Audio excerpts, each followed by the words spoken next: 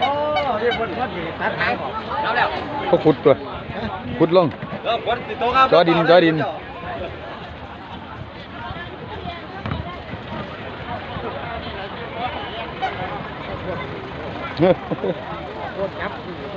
โอ้ยคนไหลอย่างนั้นกันนะ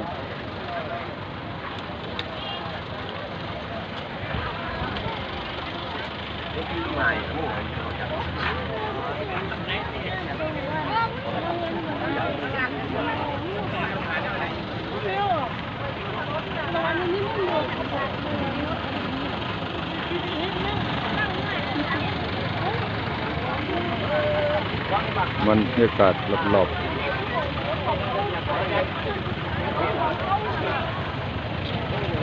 สายครับพี่น้อง FC แอปเทวดา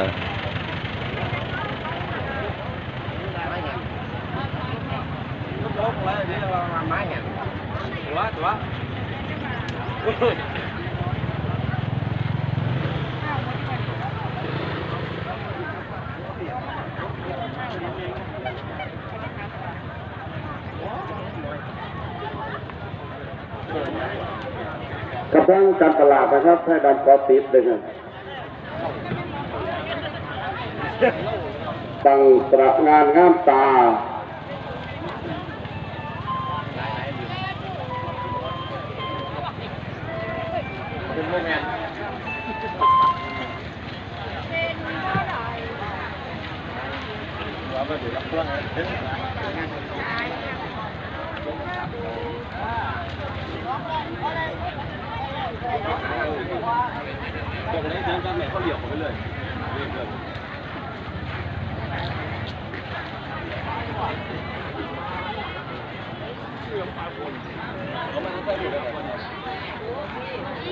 เขาเห็นไพ่ดำบอกเขาแล้วอยู่ใส่หมอคนคนนี้เขาประกาศงานเพื่อนขายหน้ากากโทรศัพท์แทนสงสัยอยู่ข้างพี่บ่ไพ่ดำอยู่พี่บ่หน้าทานว่าซั่นครับไพ่ดำกอติดเด้อไพ่ดำกับใส่เวลาพอโดนอะไรนี่มันใกล้สิแล้วแหละการปลูกล็อกหางครับรวดเร็วนะครับกับการตลาดคุยได้ครับกับทีมงานของแอปเทวดากับใส่เวลาในการตกแต่งพอสมควรนะครับเพราะว่าเป็นหมอกไฟขนาดใหญ่นะครับเขาฟังเงี้ยไปเนี่ยเป็นยังไงได้ไหมกับคอมเมนต์ถามความเห็นของกะทินะกะทิบอกว่าให้ไล่นะครับเพราะว่ามือมันหลายนะครับมันมือหลายมือหลายมันขึ้นสูงไหลก็ไหลจำดินหมดเด้อ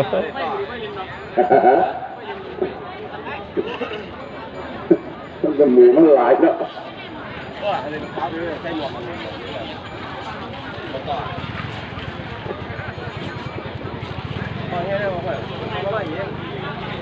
ไม่ยังมีบอกว่าบอกยังมีจกเป็นตือมึงดำว่ามึงน่ะ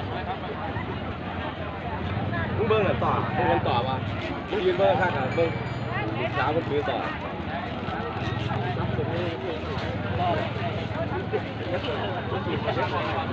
ผมว่าเบิ้งไม่กันมา300เท่าผมว่า300กับรอบตัวเลขจากทางไทยดำนะครับไทยดำขอติดอยู่ต่อดีนะครับ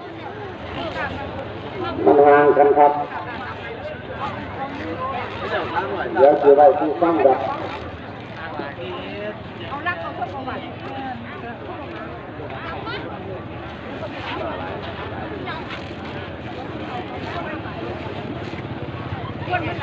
กับนัดตอนนี้ตัวเลขทางยังบ่มี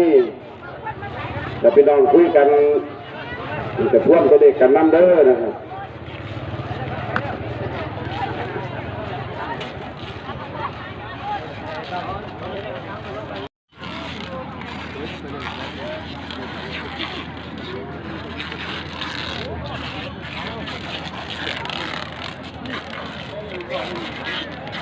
ก็พี่น้องก็แก่นะครับถ้ามือถือจับของเด้อมือถือแก่ให้ได้นะครับจับเด้อระวัง กับลูกเกียร์มันดาดอกเดียวหลอกนะครับดุดลงในด้านของตานะครับเอาไปของกันเลยกับลูกเกียร์มันดาดอกเดียวหลอกถ้ามันดุดลงไปด้านของกลางกับเวลาไปนะเวลาที่ด้านของกลางเลยผมคิดว่าได้เริ่มขยายเลยนะครับขยายเลยมันถือว่าเกินนะกับเป็นของขนาดใหญ่นะครับขยายออก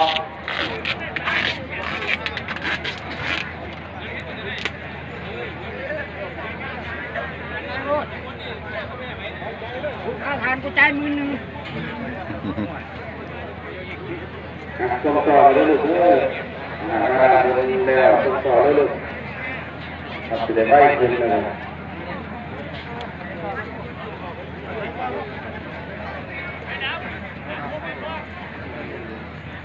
ทางการตลาดทางกำลังรับปิด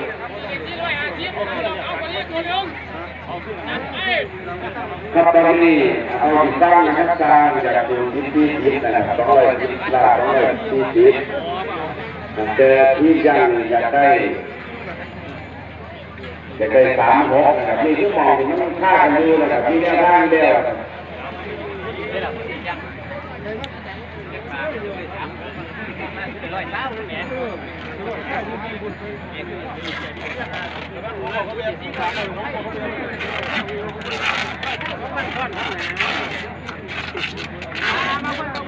ก็ไปต้องเล่นเนี่ยเดี๋ยวเขามีเวลาพวกนี้อยากไปเราเป็นผู้ดีเด้อ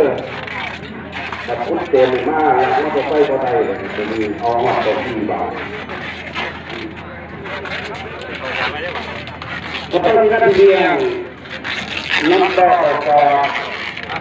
งานของแอร์เทวดาจากบ้านหัวเมืองตำบลหัวเมืองอำเภอมหาชนชัย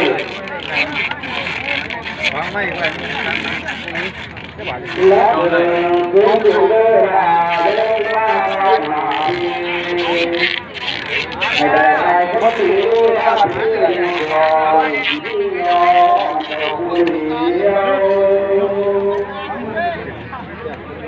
เดี๋ยวจะร้องเพลงใหม่ผมได้พอดีผมไม่ได้แล้วงานที่ร่างดังและพวกเราอยู่ที่หนึ่งได้ติดต่อกับพี่น้องอยู่ที่สองเป็นผู้ใดจะยอมแพ้อยู่ที่สามคือเลี้ยวมาแย่ผู้คนตัวนี้ไปหีดังปัจจุบันของพี่น้องปี68บางค ข น ณะ ไม่ ที่ ลา ของ มา แอดด้วยนะถ้าไปได้ก็ไปได้ก็เดินไม่หนักเลยนะพอให้ไกลนะครับ สู่ฐานพร้อมจุด พอให้ไกล ออกให้ไกลครับ ครับแต่ที่ไปทำให้เราของไม่การแล้วนะครับ ไฟลานอยู่ไกลก็ได้ ถ้าพ่อทำไปทำมาหาเดินเป็นชาติเนี่ยความปลอดภัยมากเป็นระดับหนึ่งนะครับ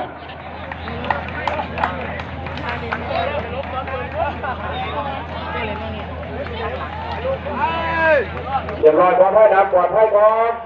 งานถอยอีกพี่น้องถอยอีกครับถอยอีกนะครับถอยอีกครับครึ่งลงไปบ้างอีกครึ่งแห้ง ทุกจุดทุกใบเรียบร้อยปลอดภัยขึ้นสูงลงซ่าทำไม่ได้เลยหลายขอที่งานแอดเทวดาตั้งไฟลานจงโชคดี5 4 3 2 1ไป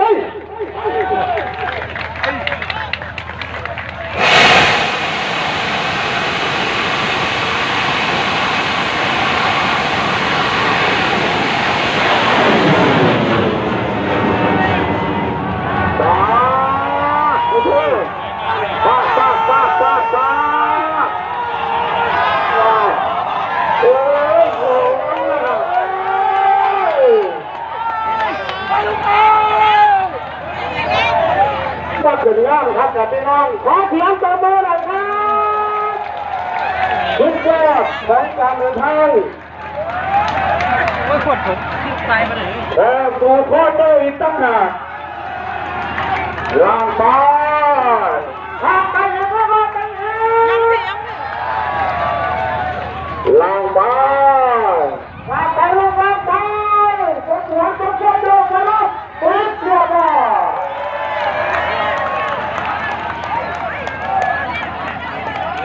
โอ้ย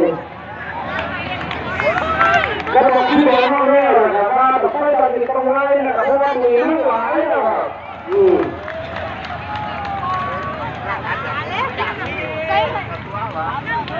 คนที่ลงตะกูเอ้ยก่อนยังเทปฝาหัวยังไม่เปิดเข้าไปครับหมุนตีไปเรื่อยๆ